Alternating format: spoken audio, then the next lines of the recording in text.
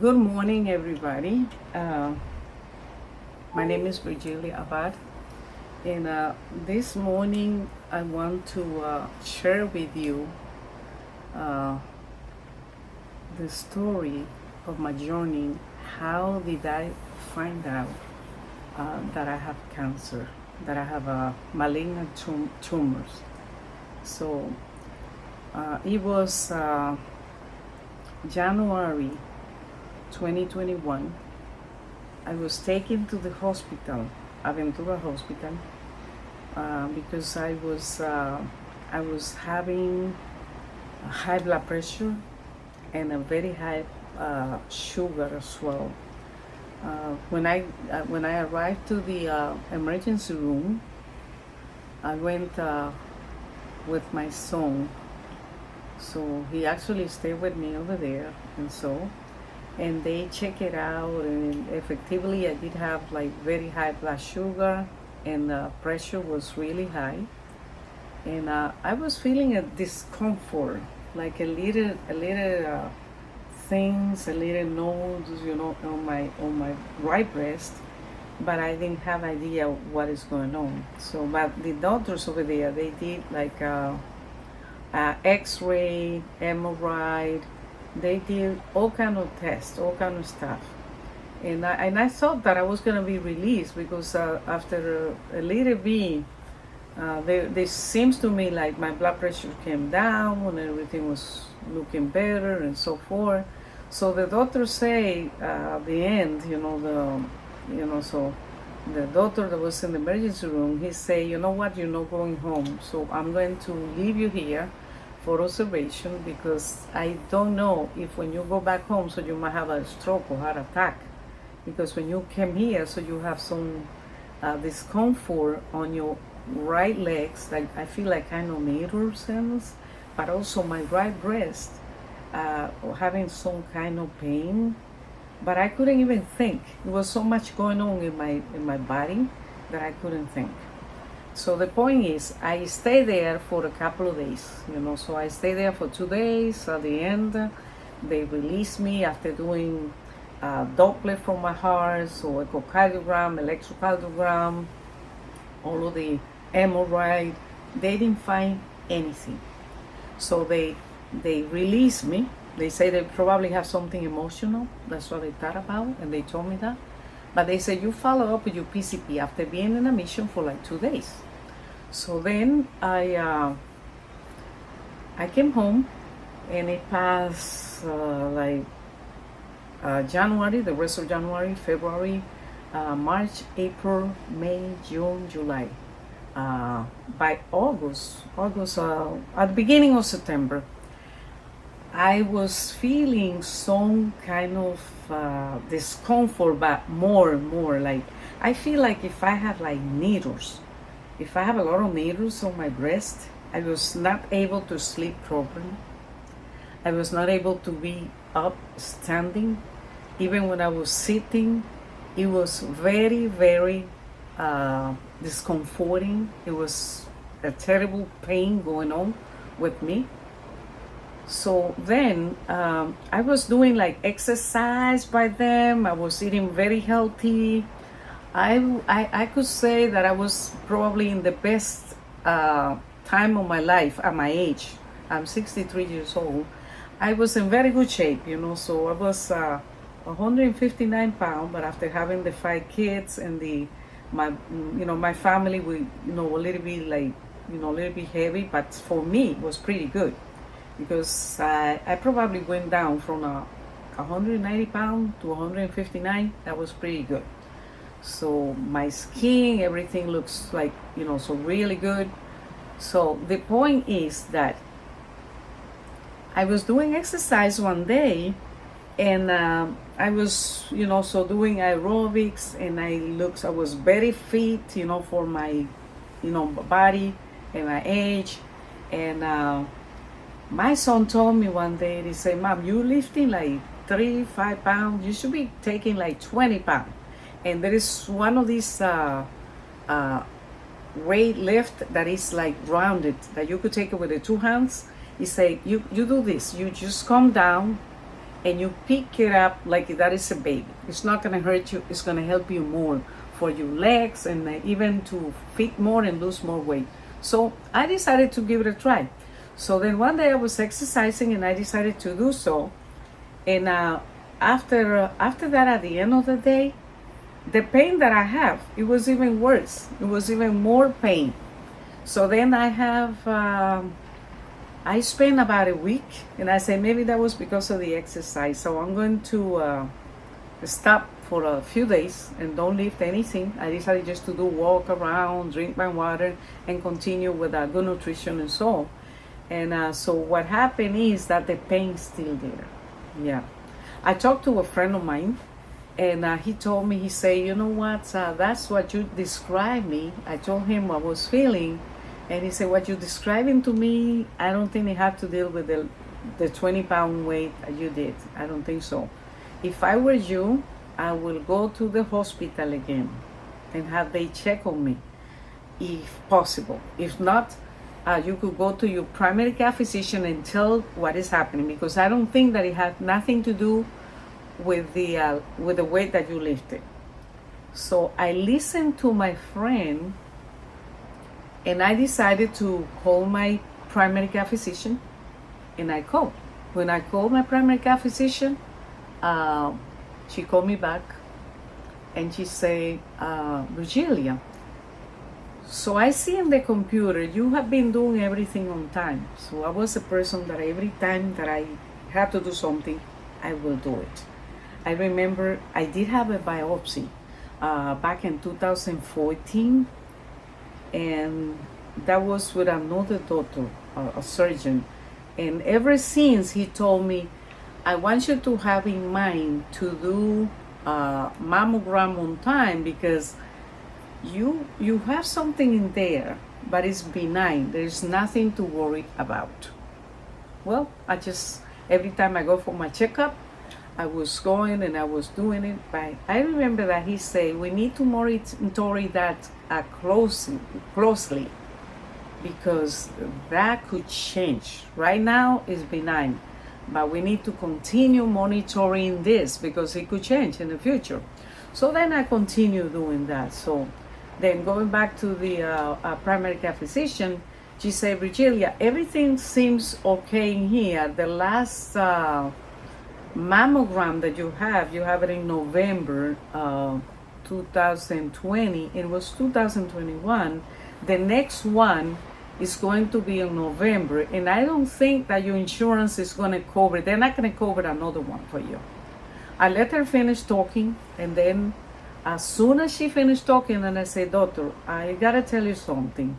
I feel something here different, even with pain on my right wrist, that I did not have it before. So I would like to come in that you could check on me, okay? She said, okay, let's do this. Come to the office tomorrow, and I'm gonna check on you.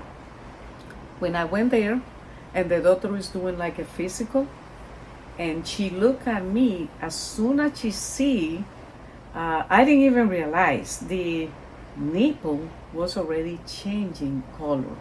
So it was going like more brown, going to black and things like that.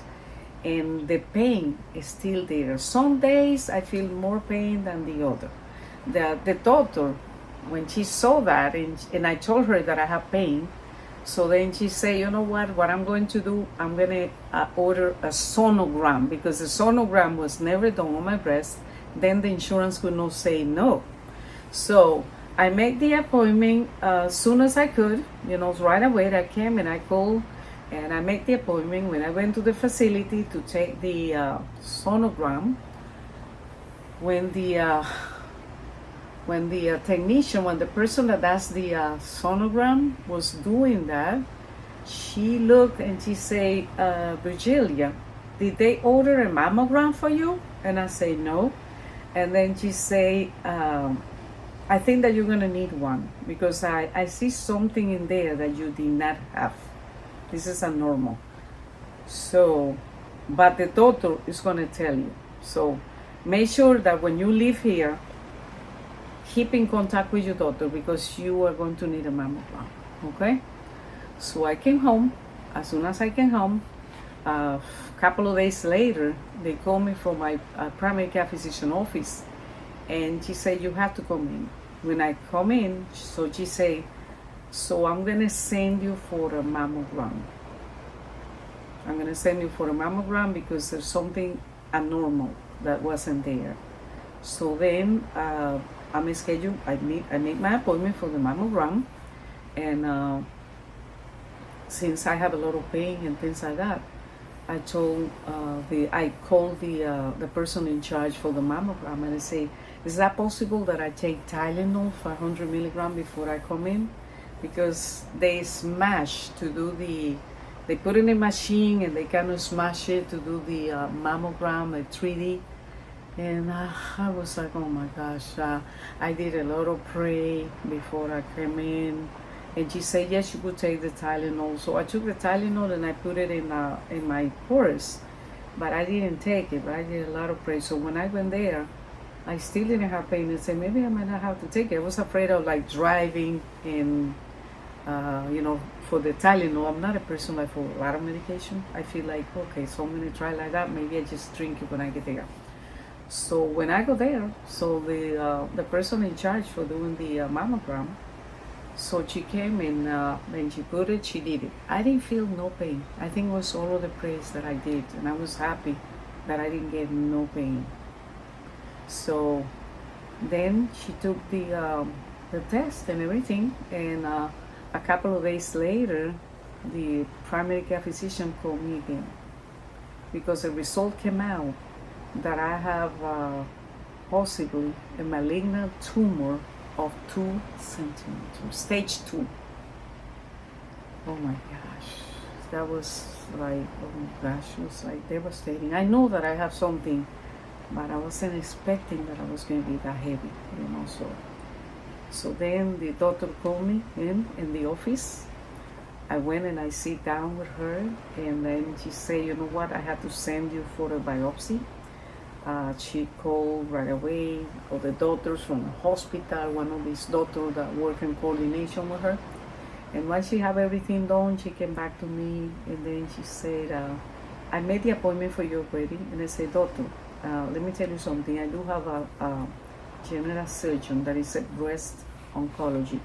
I'd rather go to him, but I have the appointment already for you. And I say, no, I want to go to my oncologist because my surgeon, because he does have the record for me for many, many years. So he have everything on the computer, and I also have the CD. Then she says, so whatever you want. She gave me the prescription, she gave me the order. I find my surgeon, so then I decided to go to him. I called to make an appointment, and I told the assistant of the doctor, or my general surgeon, to say, I want to see the doctor, and I would like to have a mammogram. Not a mammogram, sorry. I would like to have a biopsy. That was a biopsy that, the doctor wanted me to do. And she said, Virgilia, the doctor's not going to do a biopsy because I know this doctor say that you need to remember that he's specialist in breast, okay? You're going to come in if you wish, if you like, and the doctor is going to do an evaluation. If you need that, then he's going to do it. He's going to put the schedule, and then he's going to do it. And I say, yes. The point is, like, I trusted that doctor. It's important, so to be with a doctor that you trust. So then I went inside, I went in the office, that day, and the doctor saw me, and he realized, based on the comparison and things like that, he said, yes, I'm going to send you. In the mammogram, I have that with me, that he saw, what the lab reveals. So he said, well, I'm going to schedule you for a biopsy. So then he put the biopsy as soon as he could, okay? So he put me for the biopsy. And I came in, it was something that they now do like very different ways. I don't have to sleep the whole, so they just put like a local anesthesia. So it was a little bit discomfort, but it wasn't too bad. I was able to go in the office, and I was able to drive back home, So he told me there's nothing to worry. You don't even need to worry about somebody bringing you in if you can, and going back by yourself. And I said, perfect. So then I went inside the office, and then so he did a biopsy. So a few days later, that biopsy, they send it to a pathological center where they analyze and see if that is benign or that is not, is that a malignancy, things like that. So then he called me 3, 4, 5 days later, I think 5 days later. So he called me and, he didn't call me, actually his assistant called me at 8 a.m. in the morning. And she said, Virgilia, can you come this morning at 8? I was like, 8 o'clock? Because usually they don't start until 9. So I say, sure. So then I picked up my car and I went straight to the office. I had the feeling that I did not have anything good in there, because usually they don't call you that early. They don't want to see you that quick. But I have the feeling, my mind, my heart tells me that something bad. So when I went in there, I see the doctor. He's kind of a friend to me. For like so many years, I've been like going to him and I trust him. I saw him like his eyes is a little bit watery. And then he sit in front of me and he said to me, I have some bad news. And I say with my heart like in my hands, and I say, doctor, I am ready for anything, just tell me whatever, okay? So then he say, the bad news is that you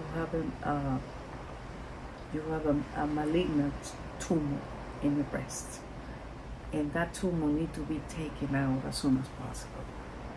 So the good news is that I will be with you from the beginning to the end, so you will never be alone, so you can count on me. I'll be with you all the way along in this process. Oof. So then he said, so I'm gonna give you 3 choices. The 3 choices are, so you could have a surgery. I could do the surgery eliminating the complete right breast. That breast cannot be saved, nothing at all, because that tumor is all over. And the nipple, it wasn't like that big. It was like 2.5 centimeters. But the thing is, it was aggressive, and it was like the nipple was getting black, the breast itself, was getting, and then the doctor said, no, not even the skin, everything was gonna be eliminated. So then I could eliminate, I could just take a lumpectomy. It's like taking one breast out, and then you could have a prosthesis if you want. So that's one option. So the other one is you could also have implant. They can do another implant and make some symmetry with your left breast. Or so you could eliminate the 2 breasts and you could have your breast made out of your own fat, which is called fat grafting. And then he said that is going to be done by a plastic surgeon. But in any case, you will be fine. I will be with you all the way. Whew. He said, you don't have to tell me now what you want to do, but if you want, you could tell me now. So I almost knew right there what I wanted, and I say, I probably just want the 2 breasts removed, so. But even if I change my mind, I did have a time, because he said, so you don't have to tell me now. But he said, so you are going to go to this doctor. He referred me to a plastic surgeon, one of the doctor's friends that work in coordination with him that do fat grafting, implant. He does all kind of stuff, but it's a very good doctor, very good surgeon. So he referred me to him, and he said in 15 days I want to get all of the preparation for the double mastectomy, because I told him that I wanted to get the 2 breasts removed.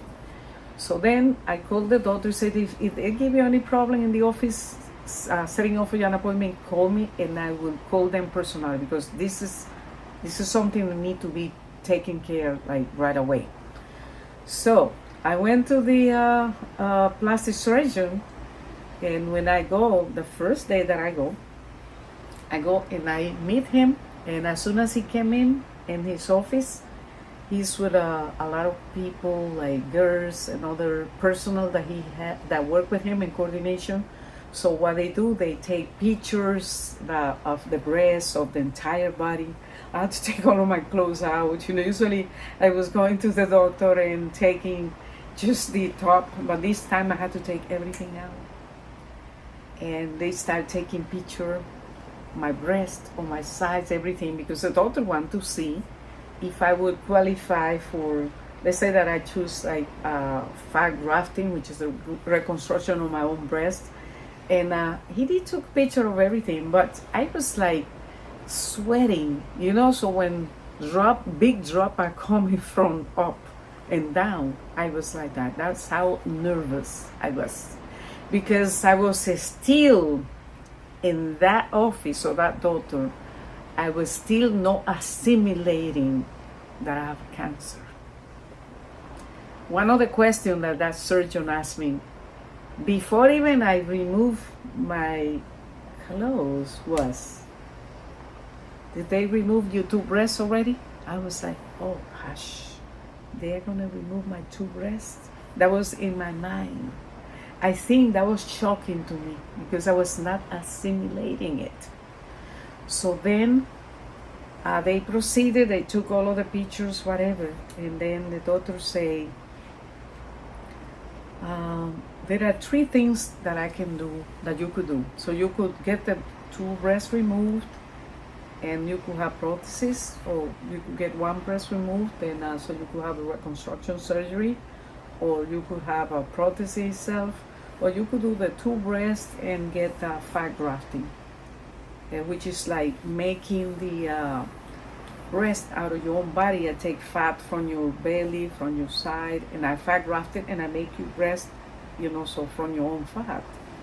So then I was so confused because I was still, that was the point that I digested that I had cancer, so cancer is a big word for anybody. So then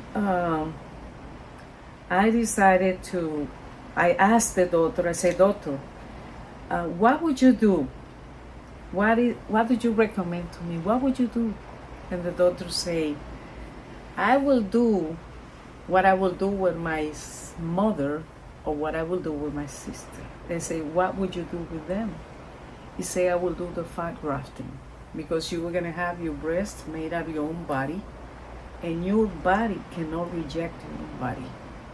It's a longer process, it's more painful, but it's so worth it, because once you do your breast from your own body, you don't have to redo it again, like taking implant out and going back again.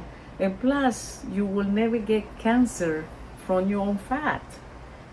Probably you get something else, but no from your fat and things like that. So, well, I told the doctor, do exactly as you say, because he was not going to do anything bad with his mother or his sister. So then I went with this route. So then, so I'm ready for the surgery. I went back to do the clearance for surgery, so I had to go back to my primary care physician. The primary care physician had to order all of the exam and everything, like x-ray from my chest, from my lungs. I had to do all of the lab work. So I also have to go to the cardiologist, because they have to do the clearance for surgery, what kind of anesthesia I would have. And so that was like, so then I have another thing too. I'm a single mother, and I raised 5 children by myself. I have 1 daughter and I have 4 daughters. And all of my children, they have different way of assimilating things. I decided to tell my children individually, and I thought about who could take the news better or could assimilate better. And I started telling individually what I will, so what I was going through. Uh, since myself, without telling anybody, I was with a terrible headaches. My blood pressure was killing me. I was not able to sleep and things like that. And so that was kind of what I was living, the stress, But in the meantime, I decided to do what I had to do, So I say, you know what, I will have the, so the surgery. If that will save me, if that will allow me to live another few years, so I will do so. So I decided to tell my children individually what was happening to me, So I pray that they don't get so depressed as well. And so the point is that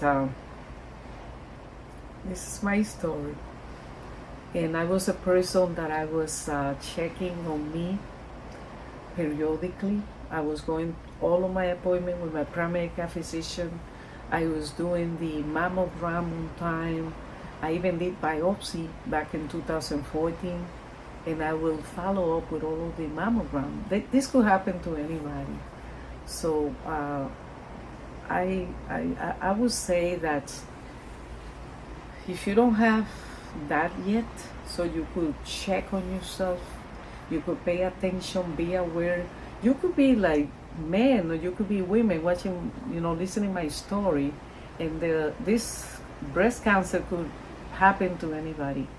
So you could check on yourself, and if you don't know how to do it, you could ask the doctor to help you to do a breast check, maybe while you're in the shower or while you're in the room, because I learned something from my own journey, from my own story. I don't know how long I'm going to live, until now. I have done all of my chemotherapy, my radiation. I'm on the reconstruction surgery, so, but, so I live day by day, so I don't have anything. I hope that I don't develop anything, so, so you could do something for yourself, check, so that you could detect early. That was another thing that I did. I detected early, was stage 2, but by the time they did the surgery, the double mastectomy, it was already stage 3. When they opened me in the surgery, it was like the plastic surgeon, the general surgeon, and some of the doctors. It was 8-hour long, it's like a major surgery. I never had a surgery like this in my life. It was the first time. So one of the things that I did, I proceeded to get ready, like my house, getting my house organized. I got a lifter. A friend of mine suggested me, please get a lifter because you won't be able to go to any bed or anything whatsoever. So I'm sitting in a lifter again, so right now, it is because a double mastectomy is a major surgery, so my life changed forever. And this is not counting all of the other treatment that were going to be performed after the surgery. So I thought about sharing my story with you because my intention is to help at least one person. But if I could help many people, many persons with this story, I would love to do so. So I will appreciate if you subscribe to my channel, if you give a thumbs up, please leave your comments, below, and also if you could, if you have any suggestion, I also appreciate that as well. Okay, and I hope that is a value information that you could share with other people. People that are going through the process now, people who are about to go through the process, and even if you're not going through any of this process at all, because there is no cancer history in my family. This is not genetic. This is a very rare, unknown tumor that was growing exponentially, killing me. That is the reason why I was feeling all of the needles on my breast, okay? So according to my doctors, this kind of tumor, they grow between 2, 4, and 6% at the max. That tumor was growing at 10%. From 1 month to another month, it changes from a stage 2 to a stage 3. I hope that this could be information helpful to you and your friends or family. And I see you next time. I will ask you for pray for me, because within 3 weeks I'm gonna have another breast surgery. I'm getting reconstruction surgery right now, and if you could pray for me, I do appreciate that. All right, so you have a wonderful day, and God bless you.